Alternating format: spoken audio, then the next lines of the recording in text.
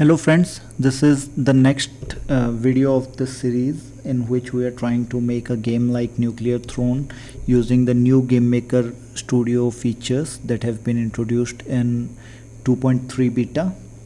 And I am Bob and I'll walk you through this process. We have till now we have taken care of the basic tileset scripts. We have generated a random dungeon and we have handled the movement, and then we have also taken care of the camera of in the game. So now we will see what state the game is in. It is basically the same state that I have left in the last video. So if you don't understand anything, how I implemented anything, you can go into the last video and take a look there. So this is the player. It has different animations. There is a camera that follows the player once it goes into the play field, and this camera doesn't go outside the screen. And this is a randomly generated dungeon created in the same way in which it was created in Nuclear Throne. So we will now follow this. We'll be doing the next steps now. So I'll go into collisions. I've created a script, an empty script called collisions, and removed all the previous content there, and then I'll create a function named is scr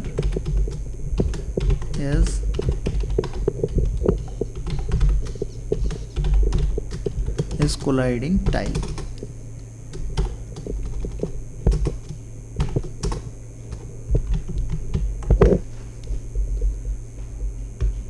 So what I'll do, I'll also do something.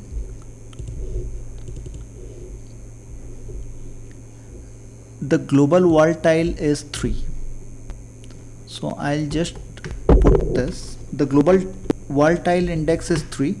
All the other tiles are walkable.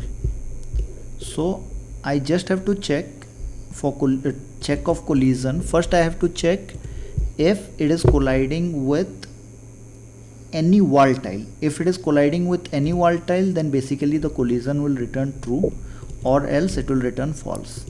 So I'll show you how I'll handle that, but before that I'll just put, okay, maybe I'll put it here, global wall tile is equal to 3. Yes, that's perfectly fine. So this is a function initialize all that I have used in the first video. So this is used to initialize the game, all the variables of the game, and get all the data, required data for other functions. Now is colliding tile, how am I going to achieve this? So I'll just tell you the basic approach. So like I have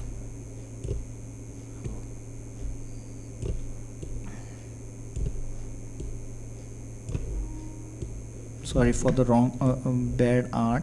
Okay, I'll do this will be better. Yeah, so this is our grid.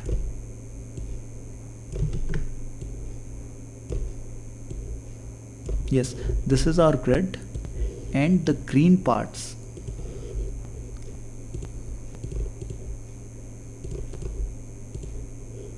are the grass tile or the ground tile, and the brown ones, no, not the brown ones, this will be confusing, the gray ones.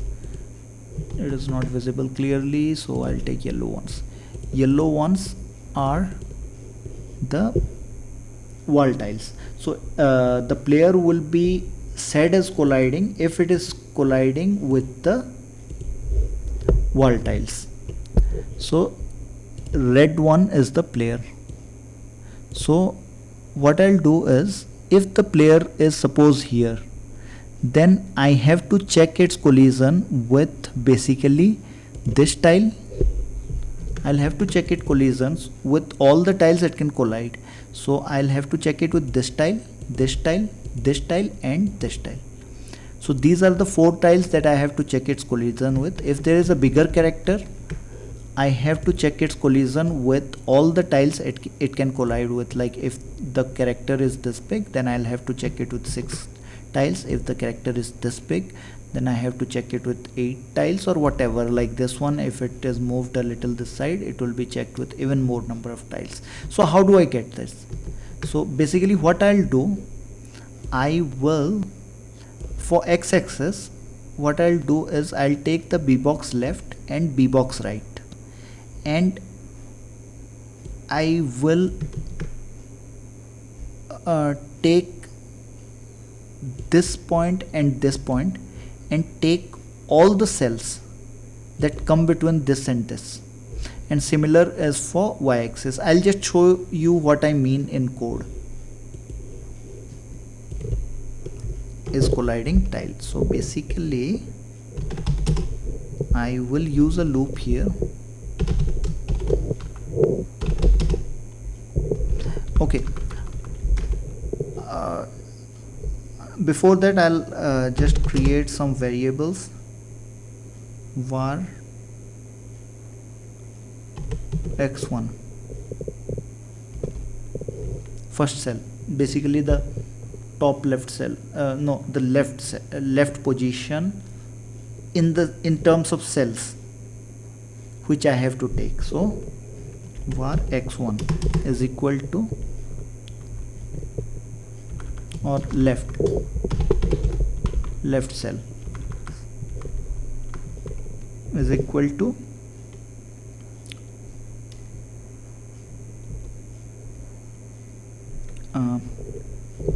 here I'll be passing x1, y1, x2, y2.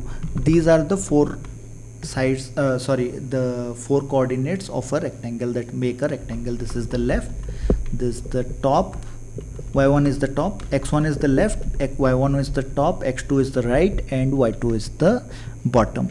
So left, these are the cells basically.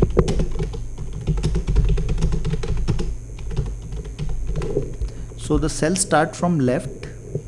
Left is equal to x1 div. The width of the tile is 32. So x1 div 32. Same thing for all others.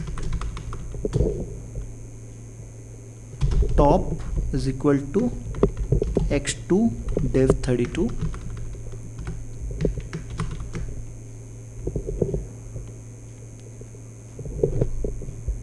No, this one is right. Right is equal to x2 div 32. Top is equal to y1 div 32, and this one will be y2 div 32. Bottom. Now I have to check all the collisions between these. If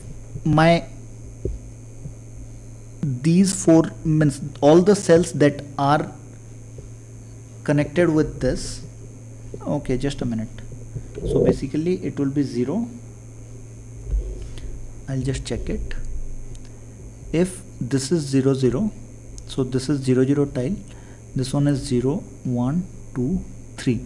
So the left position will return 0 and this one will return 3.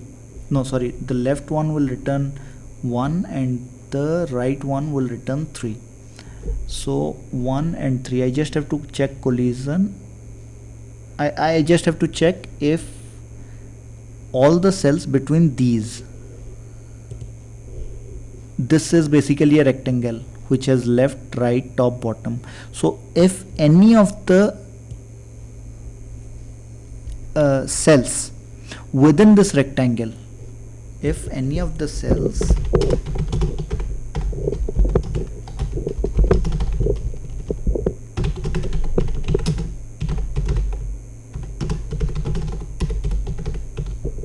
but this is not a rectangle of pixels, this is a rectangle of cells, is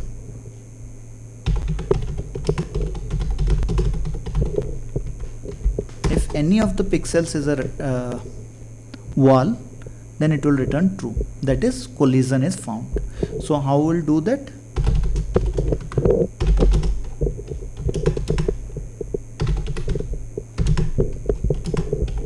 is smaller than is equal to, we also have to consider the right cell.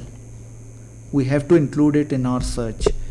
Right is equal to I is equal to I is smaller than is equal to right I plus plus, then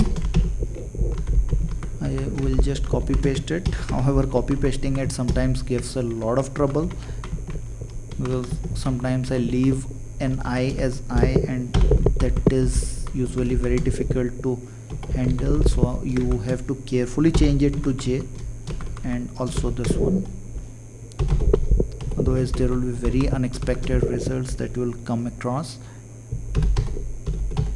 Yes, so this is J is equal to top, J is smaller than is equal to bottom, J plus plus. So F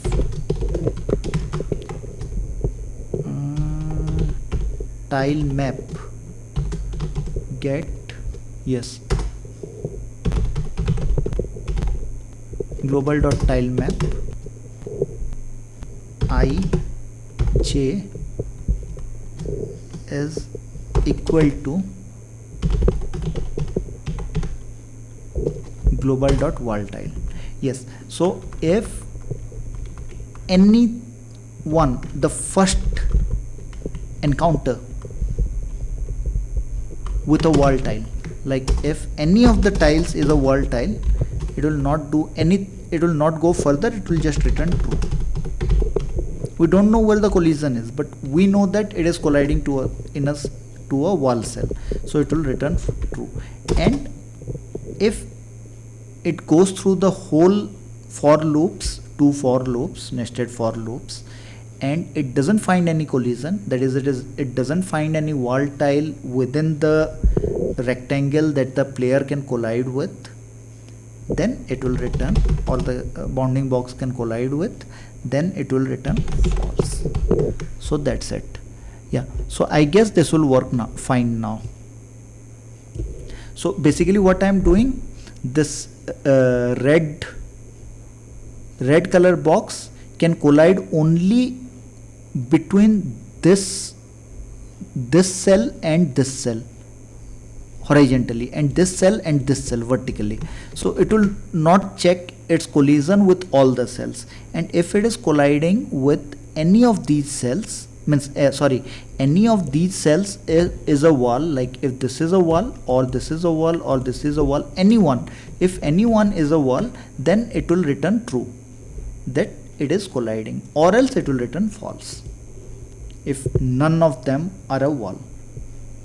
So we will just check here. Okay, SCR apply movement. So now in apply movement, what we'll do is, so this is where we'll extend it. If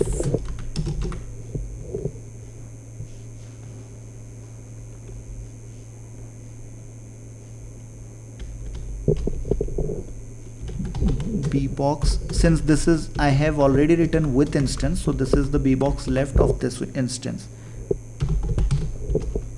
Oh sorry, is SCR is colliding tile. Each colliding tile will I'll first pass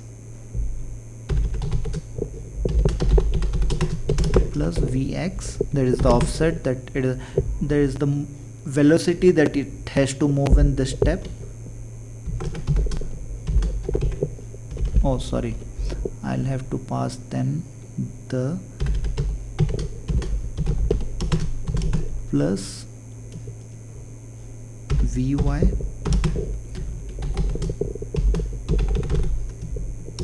plus Vx and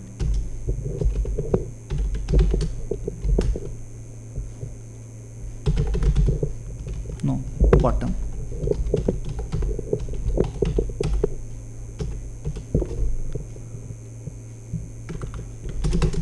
Plus Vy. If it is colliding, if it is not colliding, it will move only if it is not colliding. but even if it is not colliding, still it will return true, because as I told you, SCR apply movement will return true when the player is trying to move.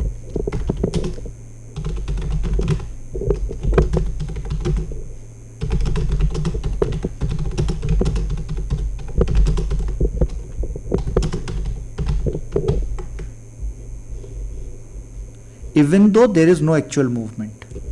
So returns true if the player is trying to move. So if Vx and Vy, any one is non-zero, then it will return true. No matter it moves or not.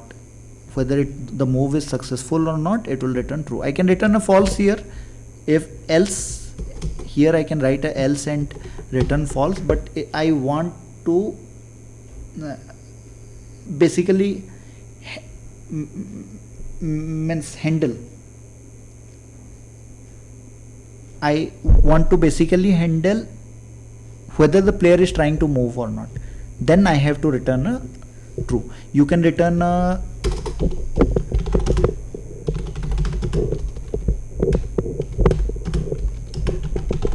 to indicate here, it will come here if the player is not able to move. But right now I'm not doing this because I just want to catch whether the player is trying to move or not.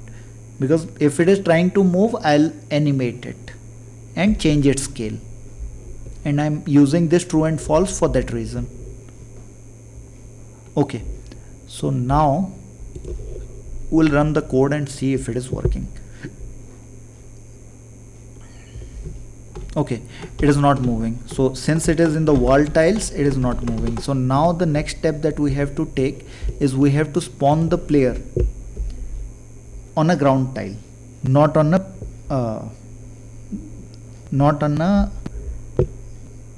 wall tile. So right now it is spawned in a wall tile, so it will not work. So where are we spawning the player? We have to go into main manager. Yeah, here we are spawning the player. Okay, so now what I'll do is, when I am handling the tile sets, there is a px and py, that is the starting position of the player, that is the starting position of the random generation. So I can easily handle it like this, that this is the place where I have to spawn the player. So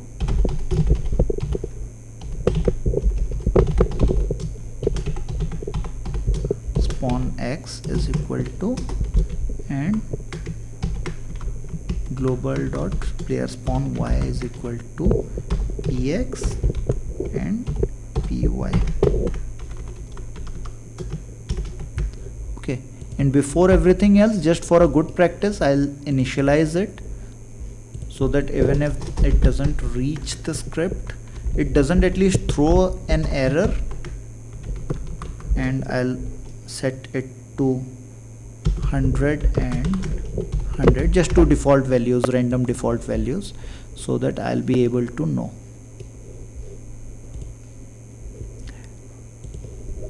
Yeah, so now px and py, but these are in terms of the cells.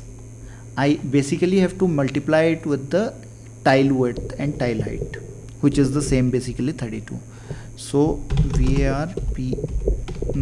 global dot player is equal to, here I'll put, okay, global dot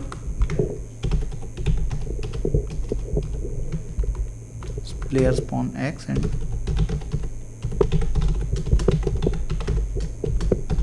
okay, so global dot player spawn x and global dot player spawn y, but I can't use them as it is because these are in terms of cells. Like, it will just change one for every 32 change in pixels. So what I'll do, if it is 0, then I have to spawn it at 16. If it is 1, I have to spawn it at 32 plus 16. So whatever it is, I'll have to multiply 32 plus add 16, then add 16 into 32 plus 16. Yes, so I am multiplying half of the tile width and height. I guess this will work.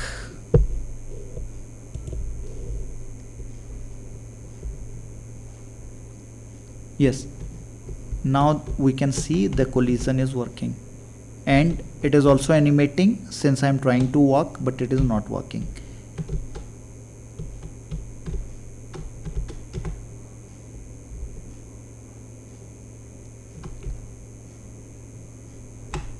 Yeah, so now it is colliding. This is working perfectly, so we have handled the collisions. But one more thing that I like in these kind of games is that the player's whole collider means whole image is not assigned to the collider. So what I'll do, I'll just go here and I'll do it manual, and I'll just reduce it a little for better looks. This will actually look better, and also in the walk animation. So now the whole player, even his head is colliding with the wall, which doesn't look good. It doesn't give a perspective look. There can be more things and depths that I can use for a perspective look, but that will take a long time to present in a video, and right now this is my first video of a complete game, so I don't want to go into this. Yeah, so now the player, this looks much better when the player can be drawn over the tile. Okay, so we have handled the collisions. So that's it guys for this video. We'll talk about some other part of this game in the next video. Please like if you like, and subscribe to the channel, and let me know in the comments if you did not understand anything, or if you want some special additional information on how to code something else in GameMaker. Thank you. Bye bye.